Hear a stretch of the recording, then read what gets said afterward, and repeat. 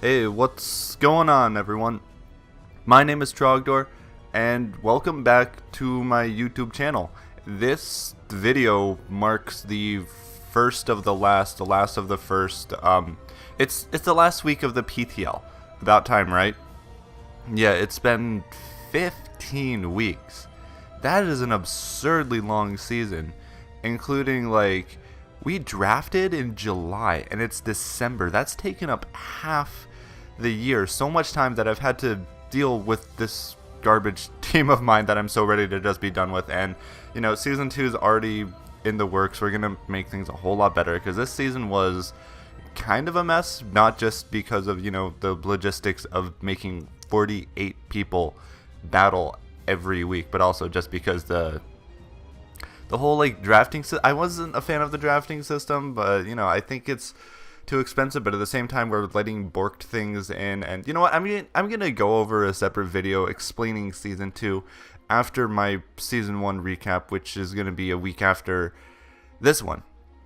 And this is the team builder against my final opponent, the Witney I almost said Wilty Miltanks. Oh my god, that would have been, or like Mankeys, like no, Witney Miltanks. I can say words.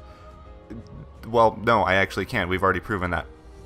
So this is coached by Viva La Pasco, and we're both in like about to drop to D2. He's got, you know, this battle left, and that's also waiting on the results of other coaches. But let's quickly go over the team that he's got, starting off with Salamence, Mega Gardevoir, Heatran, a really spooky Dragon Fairy Steel Core right off the bat, Decidueye, Toxicroak, Thundurus, Therian, Blastoise, Persian Alolan, Espeon, Tauros, Porygon Z, and his meme, Fampy.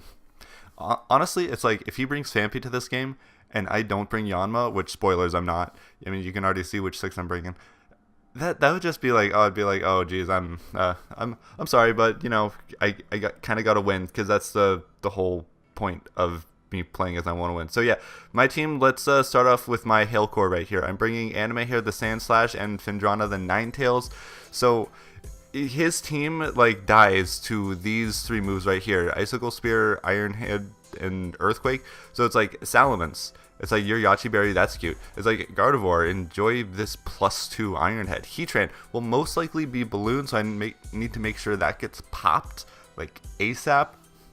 Decidueye dies to Icicle Spear. Toxicroak dies to Earthquake.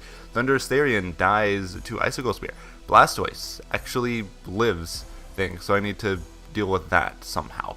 But you know, it seems like he's been bringing it almost every week, so yeah. And then yeah, like all of his super offensive threats are outsped, even when scarfed, and just donked by these moves. And if I can get to +2 under the Aurora Veil, and then have the Hail last a few more turns, that wins me the game right there. Like, I'm not even exaggerating. Like, Sandslash Alolan has an insanely good matchup versus this team, and that's basically my win con. Like, in order for me to play properly, I need to know that I have a win con and like play such that can happen. But at the same time, you know, things can not go well, and it's like, oh, Sandslash just went down, and I need to figure out a way how to win. So I've got a few other things. Next up, I have my dedicated lead, the Terrakion, and I just realized I didn't plug that into OBS. So let's just watch this happen, all right? Because I was thinking about like what have my most successful battles been, basically, and funnily enough, one key to my formula is somehow always having a good dedicated lead. And yeah, that's the Juggernaut right there. Terrakion the Juggernaut. Where does it go? I'm just gonna keep it right there for now, because yeah, I'm a professional Pokemon player right here for sure. I know how things work. So Stealth Rock, Stone Edge, Close Combat, and Poison Jab with a Focus Sash. This is my dedicated lead. It scares out the Heatran because they dunk it with Close Combat. Stone Edge does an insane amount of damage to everything. Oko's the Thundurus. Salamence, like, you know, it intimidates me, but that still does 75%. Like, because of that, I almost ran HP Ice on this for the Spice, and because, you know, I'd know Salamence would be intimidating, but I just didn't do as much damage as -1 Stone Edge, even when I had a little bit of investment here. But so Terrakion will almost surely get me up rocks, which is helpful, especially because his most threatening threats are the Salamence and the Thunderous Therian. That can also force Blastoise to go for the spin, which allows me to Galvantula, and although I'm not running Sticky Webs, I'm running a Choice Scarf because I need a Scarfer, and this actually fit the build pretty well. Thunder, Bug Buzz, Volt Switch, and HP Ice does a pretty good amount to everything. I mean, of course, Thundurus has Volt Absorb, which is annoying. Heatran, if it's Spadef, walls the living bejangles out of me. And, oh, whoops, we're not bringing America Bird. I really thought about bringing America Bird just because I want to rack up as many kills as possible with it and get into the MVP race, but then I looked at everything and it's like, I need to add something to my team. What's the most expendable? And unfortunately at the time it was America Bird. So Galvantula, dedicated Scarfer, Thunder like does a ton to Blastoise, and it outspeeds all of his potential Scarfers too, except Tauros. So that's something to look out for. But if he like locks himself into Body Slam or something, I do have my Aegislash, luckily, which is immune to that kind of stuff. So I'm just running Iron Head, Shadow Sneak, King's Shield, and Sacred Sword. He's got two really powerful normal types, and I need a Ghost type that is also immune to their potential fighting coverage. Of course, Porygon Z gets the Shadow Ball, but you know, I've got Sacred Sword, and I'm quite bulky and can basically donk it with my, you know, Sacred Sword. It's also helpful for versus the Espeon. I can pick that off with Shadow Sneak. It's good versus, you know, all of his offensive threats, like, you know, Thundurus is wrecking my team, which, you know, come on, Thundurus wrecks my team. And Shadow Sneak, and that helped me get closer to picking it off.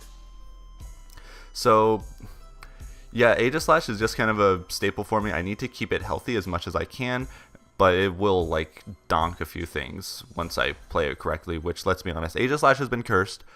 It's not been a fun mon to use this season, but I'm gonna get something even more borked next season, I'm pretty sure, because we're allowing a couple other really borked things. And lastly, I've got my Latias, which this is a really spicy set right here. Weakness Policy, Roost, Earthquake, Dragon Pulse, and Shadow Ball. Yeah, this is some interesting spice that I came up with because, you know, I don't want to just bring a super standard looking team my last week, which, I mean, come on, some things kind of are. Some things are a little bit more interesting, although they would have been more interesting if I actually brought the Hidden Power Ice, but, you know, this does good damage to Gardevoir, Decidueye. Latias. So his likely switch into this is his Heatran, and if he's smart, he's going to be packing like the HP Ice or Dragon Pulse or something, and then it's like, surprise, you're gone, and I'm at +2, and I can outspeed everything except your potential Scarf. Well, and there's Persian, but I mean, if this isn't a deterrent for Alolan Persian, I don't know what it is. So Dragon Pulse and Shadow Ball will just like run through so many things at +2.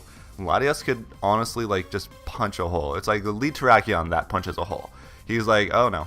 I go into Latias and he's like, great, I have coverage for this. And it's like, not so long, because I roost, you hit me with the coverage, and then, oh, congratulations, you just activated my trap card, and I'm going to go for a +2 Dragon Pulse on anything. So that's weakened, and then it's like, oh, haha, I've got Gardevoir. It's like, well, I mean, if Shadow Ball doesn't work and you donk me with a Shadow Sneak, then I've got the best switch to Gardevoir in the entire world, and congratulations, your team is weak, and I just clean up with these two. So, and that's the game plan. Hopefully my very last week actually goes well, but if not, you know, it's been kind of a horrible season, so that would just be fitting properly. So, yeah, I'll see everyone in the battle tomorrow, and yeah, if you like the video, liked it. If not, well, what are you doing here? And comment down below if you got anything to say. Subscribe for more and all that good jazz. I'll see everyone in the next video. Take care now. Bye-bye.